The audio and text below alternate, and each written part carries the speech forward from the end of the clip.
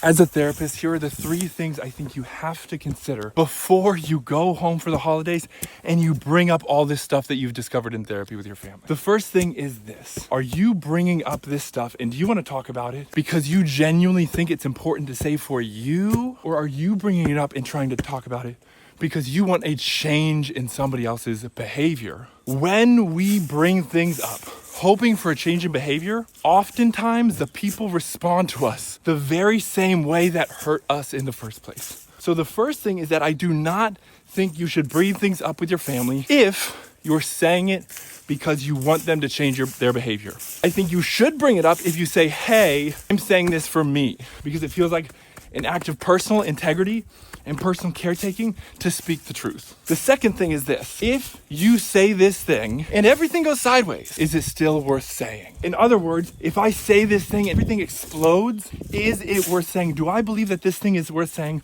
regardless of the outcome? And if it is, move on. If it's not worth bringing up, if it doesn't go well, then that's probably a pretty good indication that you're not ready to bring it up. And the third and the most important is this. If I bring this up and it goes sideways, do I have the regulatory capacity to cope and stay centered without getting caught up in the same problematic cycles and getting rushed away into shame? If you cannot bring something up and be responded to poorly by the other person, and then regulate yourself and stay centered, I would advise against bringing it up.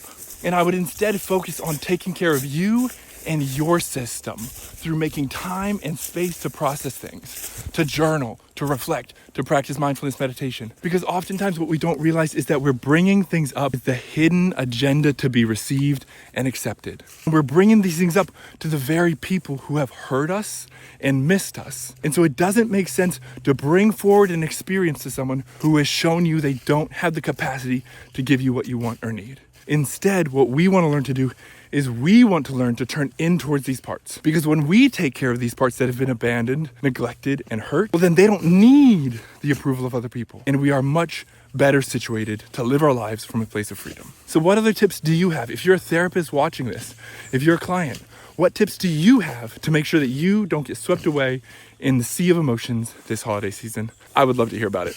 Take good care. Keep it real. Keep it raw. Keep it radically human.